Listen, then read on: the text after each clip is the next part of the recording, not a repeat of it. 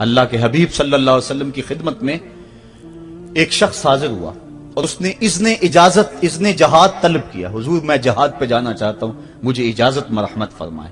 حضور نے فرمایا احیٌ والدا کا, کیا تیرے والدین زندہ ہیں؟ قال نعم, عرض کی ہاں حضور میرے والدین زندہ ہیں. قال ففیہما فجاہد, کہا جا ان کی خدمت کر, یہی تیرا جہاد ہے. ماں باپ کو بلکتا ہوا چھوڑ جائے اور آپ جہاد پہ چلا جائے, ماں فالج میں گری ہوئی ہے اور بیٹا تبلیغی گشت پہ چلا جائے, باپ تڑپ رہا ہے اور بیٹا پیر کی چوکھٹ پہ جھاڑو دیتا پھرے, اللہ راضی نہیں ہوگا. میں سچ کہتا ہوں, اپنے بھی خفا مجھ سے ہیں بیگانے بھی ناخوش, کہ میں زہر حلاحل کو کبھی کہہ نہ سکا کند. بات وہی کہتا ہوں سمجھتا ہوں جسے حق, نئے ابلہ مسجد ہوں نئے تہذیب کا فرزند. محمد عربی صلی اللہ علیہ وسلم سے بڑا پیر کون ہو سکتا ہے؟ لیکن حضرت وہ ویسے کرنی نہیں آ رہے. آقا کریم اپنے بٹن کھولتے ہیں اور کرن کی طرف, یمن کی طرف رخ کر کے لمبی سانسیں لیتے ہیں اور کہا میں رحمان کی خوشبو پا رہا ہوں. ایک دن صحابہ نے پوچھا بندہ نواز جس کے لیے تڑپتے ہو, جس کی ٹھنڈی ہوائیں آپ کو آ رہی ہیں, وہ آپ کا بڑا پیار کرنے والا ہے. کہا ہاں میرے سے بڑی محبت کرتا ہے. تو کہا پھر اتنی محبت کرتا ہے تو یمن تو دور نہیں ہے, بلال حبش سے آ گیا, سلمان فارس سے آ گیا, سہیب روم سے آ گیا, اور وہ یہاں یمن سے نہیں آ سکا. فرمایا اس کی بوڑھی اور نابینا ماں ہے جس کی خدمت اس کو نہیں آنے دیتی. اللہ اکبر. اب حضرت اویس کرنی نہیں آئے لیکن خیر التابعین کہلائے. آئے نہیں لیکن حضور ان کی یاد میں تڑپ رہے ہیں. اللہ, بلکہ حضور نے فرمایا کہ کوئی جائے اویس بن عامر کو ملے, اور جب ملے تو اس کو کہنا میری امت کی بخشش کی دعا کرے.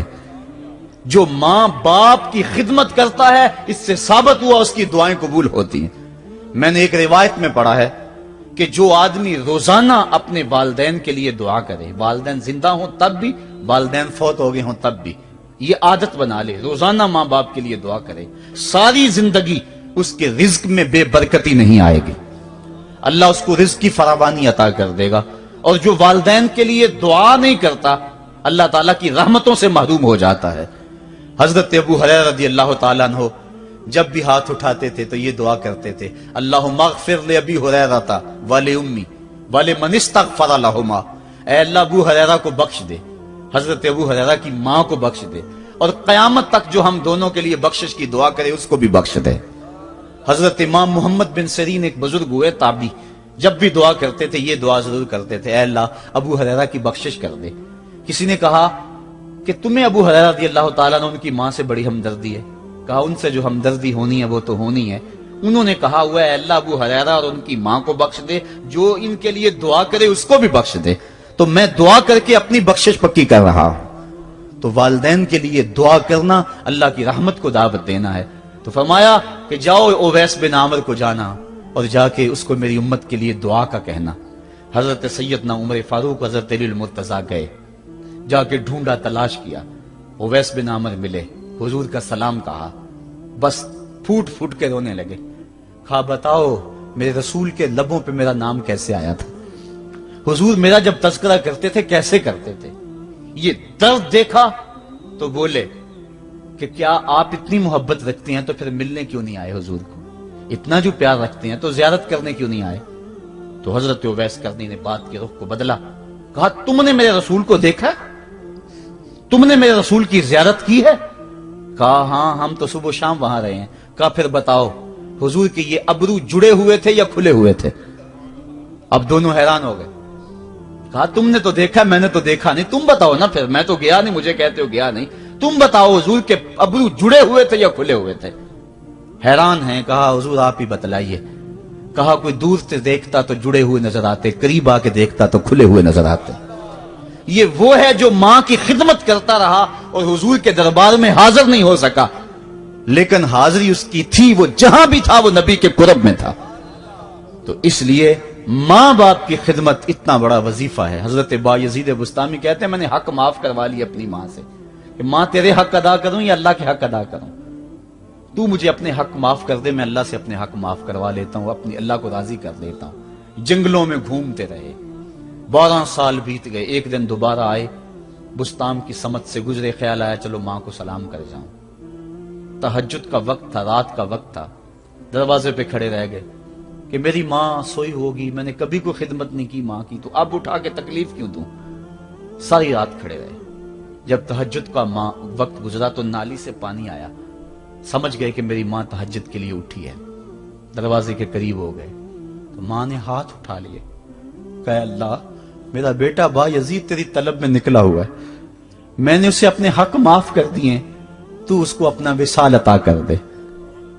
हजरत बा यजीद दरवाजा खटखटाने लगे और मां के कदमों में लिपट गए और रो के कहने लगे, जिस रब को मैं जंगलों में तलाश करता हूं वो तो रब मेरी मां के पास है। तो मां की दुआओं में अल्लाह की रिजा है। मां राजी हो जाए तो समझ लो खुदा राजी है। अल्लाह ताला जल्ला शानहू ने इरशाद फरमाया, वक़दा रब्बुका अल्ला ताबुदू इल्ला इय्याहु, तेरे रब ने यह तय कर दिया है कि उसके अलावा किसी की पूजा नहीं करोगे। व बिल वालिदैन एहसाना, और वालिदैन के साथ उसने सलूक से पेश आओगे। इम्मा यबलुगन्ना इंदकल किबरा अहदुहुमा औ किलाहुमा फला तकुल लहुमा उफ़्फ़िन वला तनहरहुमा, अगर तेरे पास दो या दोनों में से एक बढ़ापे को पहुंच जाएं तो फिर उनके सामने तूने उफ भी नहीं कहनी और ना उनको झिड़कना है और उनसे नरम लहजे में बात करनी है। जब माँ बाप जवान हो, बच्चों की जरूरियात पूरी कर रहे हैं, उनके तालीमी अखराजात और उनके मुआशी सारे मामलात दुरुस्त कर रहे हो, तो उस वक्त तो वालिदैन की बच्चे ताजीम करते ही हैं। इम्तिहान उस वक्त शुरू होता है जब माँ बाप बूढ़े हो जाते हैं और चलने फिरने की सख्त भी नहीं रहती, सिर्फ सांस की एक डोरी लटकी रहती है। और जिस तरह बच्चा अपने बदन से मक्खी भी नहीं उड़ा सकता था, अब ये हालत माँ बाप पर आ गई और बच्चे की तरह मिजाज चिड़चिड़ा हो गया। जमाने के हालात बदल गए, लेकिन माँ की पुरानी, बाप की वो पुरानी रवश है। वो उसी अंदाज में, उसी डगर में बात करता है। ये आजमाइश के दिन है, ये इम्तिहान के दिन है। अब देखना है वालिदैन की इस वक्त ताजीम कौन करता है। फरमाया, इम्मा यबलुगन्ना इंदकल किबरा, अगर तेरे पास वो बढ़ापे को पहुंच जाएं, दोनों पहुंच जाएं, या तेरी खुशकिस्मती कि दोनों में से एक पहुंच जाएं या दोनों पहुंच जाएं, तो फिर उनकी तूने ताजीम करनी है। क्या, कैसे ताजीम करनी है? फला तकुल लहुमा उफ़्फ़िन, तूने उनको उफ भी नहीं कहना। हजरत इमाम फखरुद्दीन राजी के हवाले से मैं आज ही सुबह या गुज़श्ता शब उफ की तशरीहात देख रहा था। उन्होंने 12-13 अकवाल बयान किए हैं, लेकिन 2 कौल फरमाते हैं। उफ ये है कि इंसान के बदन के ऊपर जो शफाफ रहता हो, साफ रहता हो, मट्टी पड़ जाए, रेत का जर्रा पड़ जाए तो उसको फूंक मार के उसको हटाता है, तो वो फूंक से जो आवाज पैदा होती है उसको अरबी में उफ कहते हैं। तो फिर उफ हर उस चीज के लिए मनकूल हो गया जो नापसंदीदा है। एक तो कौल ये है कि वालिदैन के सामने इस एहतियात से रहो। दूसरी बात, आप फरमाते हैं उफ का मफहूम यह है कि जब माँ बाप बूढ़े हो जाएं तो बोलो बरास चारपाई पे निकल जाता है और इंसान उनको उठा के उनकी खिदमत करता है, सफाई करता है, कपड़े बदलता है। इंसान की तबीयत में जो फितरी नफासत है उसके तहत उसको माँ बाप से जो मकरूह और नापसंदीदा बू आती है उससे वो बचना चाहता है। वो नफरत माँ बाप से नहीं होती, वो नफरत उस बदबू से होती है जो माँ बाप के बदन से या चारपाई से या कपड़ों से उठ रही है। तो बंदा अपने जो है वो नाक पे कपड़ा रख लेता है उस बदबू से बचने के लिए। तो उफ के मफहूम को बयान करते हुए हजरत इमाम राजी कहते हैं कि इंसान को इस बात से भी रोका गया है कि तू अपने नाक पे कपड़ा रख के अगर उनको सफाई कर रहा होगा तो माँ बाप के नाजुक दिल पे कहीं ये बोझ ना आ जाए कि मेरा बेटा मुझसे नफरत कर रहा है।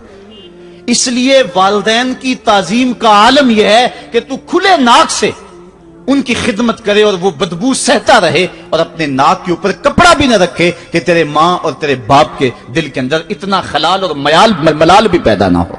यह है उफ का जुमरा। हजरत इमाम हसन रदी अल्लाह तआला अन्हु ने सारी जिंदगी अपनी वालिदा हजरत फातिमा तो ज़हरा के साथ बैठ के खाना नहीं खाया था। एक दिन हजरत सैयदा फातिमा ने फरमाया कि बेटा मेरा जी चाहता है कि मेरे साथ तुम बैठ के खाना खाओ, लेकिन तुमने कभी भी मेरे साथ बैठ के खाना नहीं खाया, क्या वजह है इसकी? हजरत इमाम हसन फरमाने लगे, अर्ज करने लगे, अम्मी मैं इस डर से आपके पास बैठ के खाना नहीं खाता कि कहीं किसी लुकमे की तरफ आपकी नजर बढ़ जाए और मैं अदमे आगही की वजह से अपने हाथ को उस लुकमे के पे डाल लूं। اور ना जान सकूं कि इस लुकमे को उठाने का इरादा मेरी मां के दिल में पैदा हो चुका है और मैं अल्लाह की रहमतों से महरूम हो जाऊं, इस डर से मैं आपके साथ बैठ के खाना नहीं खाया करता। यानी मां बाप की ताजीम का आलम यह है, उफ तक ना कहो। हजरत सईद इब्न मुसय्यब रदी अल्लाह ताला अन्हु जलीलुल कदर ताबी हैं, वो फरमाते हैं कि वालिदैन के सामने बेटे की हालत क्या होनी चाहिए।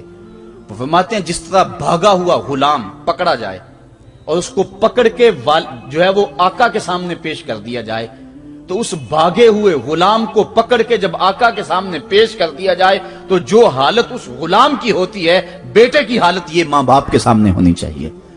अब उन बेटों को सोचना चाहिए जो अपने मां बाप को दकियानुसी का ताना देते हैं और समझते हैं ये ओल्ड फैशन है, इन्हें क्या पता जमाना कहां चला गया है, और उनके फैसलों को मुस्तरद करते हैं। उलमा ने इस बात को तफसील के साथ बयान किया है कि शरीयत के जो कतई ज़ाब्ते हैं, उन ज़ाब्तों और उन कवानीन को और उन मामलात में तो वालिदैन की फर्माबरदारी नहीं होगी अल्लाह की अगर मासियत होती हो, लेकिन जो मामले शक वाले हैं वहां मां बाप के कौल को तरजीह दी जाए। तो फरमाया उनके सामने उफ भी नहीं कहनी, वकुल्लहुमा कौलन करीमा, और उनसे नरम लहजे में बात करनी है। वख्फिद लहुमा जनाह ज़ुल्ल मिनर रहमा, और उनसे बात और उनके लिए अपने बाजू बिछा लेने हैं नरम दिली की वजह से, नरमी की वजह से। जब जानवर जमीन की तरफ रुख करता है, ऊपर से नीचे की तरफ आता है तो अपने परों को सकेड़ लेता है, तो उसके लिए ये लफ्ज बोले जाते हैं वख्फिज लहुमा जनाह